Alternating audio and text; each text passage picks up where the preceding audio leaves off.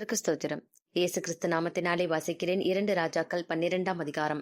யெகூவின் 7ஆம் வருஷத்தில் யோவாஸ் ராஜாவாகி எருசலேமிலே 40 வருஷம் ராஜ்யபாரம் பண்ணினான். பெயர்செபா ஊராளாகிய அவனுடைய தாயின் பேர் சிபியாள். ஆசாரியனாகிய யோய்தா யோவாசை போதகம் பண்ணின நாளெல்லாம் அவன் கர்த்தரின் பார்வைக்கு செம்மையானதைச் செய்தான். மேடைகளை மாத்திரம் அகற்றவில்லை, ஜனங்கள் இன்றும் மேடைகள் மேல் பலியிட்டு தூபங்காட்டி வந்தார்கள்.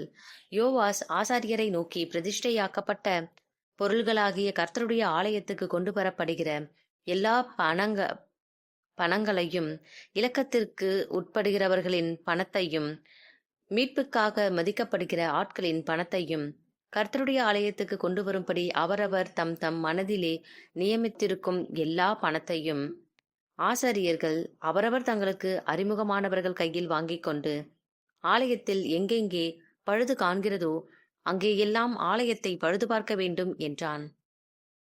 ஆனாலும் ராஜாவாகிய யோவாசின் 23ஆம் வருஷம் மட்டும் ஆசாரியர்கள் ஆலயத்தை பழுது பாராதே போனபடியினால் ராஜாவாகிய யோவாஸ் ஆசாரியனாகிய யோய்தாவையும் மற்ற ஆசாரியர்களையும் அழைப்பித்து, நீங்கள் ஆலயத்தை பழுது பாராதே போனதென்ன? இனி நீங்கள் உங்களுக்கு அறிமுகமானவர்கள் கையிலே பணத்தை வாங்காமல் அதை ஆலயத்தை பழுது பார்க்கிறதற்காக விட்டுவிடுங்கள் என்றான். அப்பொழுது ஆசாரியர்கள் ஜனத்தின் கையிலே பணத்தை வாங்கிக் கொள்ளாமலும் ஆலயத்தை பழுது பாராமலும் இருக்கிறதற்கு சம்மதித்தார்கள். ஆசாரியனாகிய யோய்தா ஒரு பெட்டியை எடுத்து அதன் மூடியிலே ஒரு துவாரமிட்டு அதை பலிபீடத் தண்டையிலே கர்த்தருடைய ஆலயத்தில் ஜனங்கள் உட்பிரவேசிக்கும் வலது பக்கத்தில் வைத்தான். வாசற்படியை காக்கிற ஆசாரியர்கள் கர்த்தருடைய ஆலயத்திற்கு கொண்டு வரப்பட்ட பணத்தையெல்லாம் அதிலே போட்டார்கள். பெட்டியிலே மிகுந்த பணம் உண்டென்று அவர்கள் காணும்போது ராஜாவின் சம்பிரதியும் பிரதான ஆசாரியனும் வந்து கர்த்தருடைய ஆலயத்திலே சேகரிக்கப்பட்ட பணத்தை எண்ணி முடிப்பு கட்டி, எண்ணின பணத்தை கர்த்தருடைய ஆலயத்திலே விசாரிப்புக்காரர் கையிலே கொடுப்பார்கள்.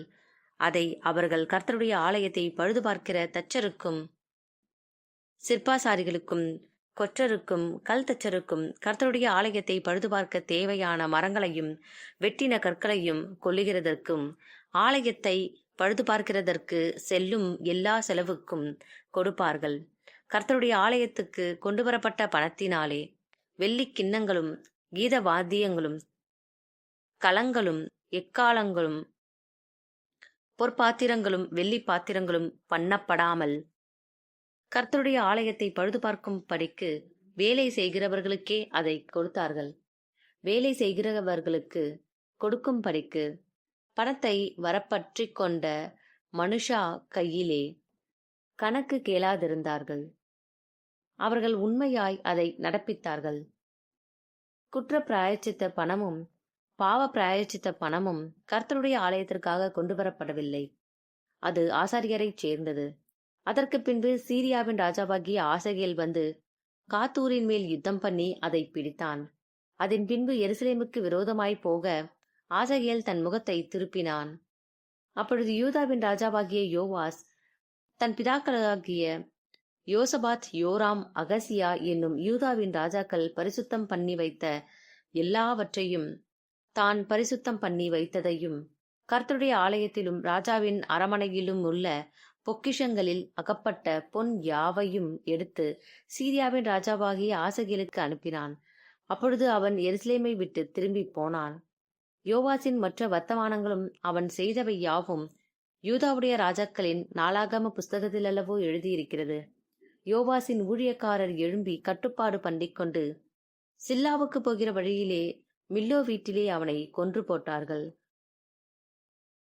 சிமியாதின் குமாரன் யோசகார், சோமேரின் குமாரன் யோசபாத் என்னும் அவனுடைய ஊழியக்காரர் அவனை கொன்றார்கள்.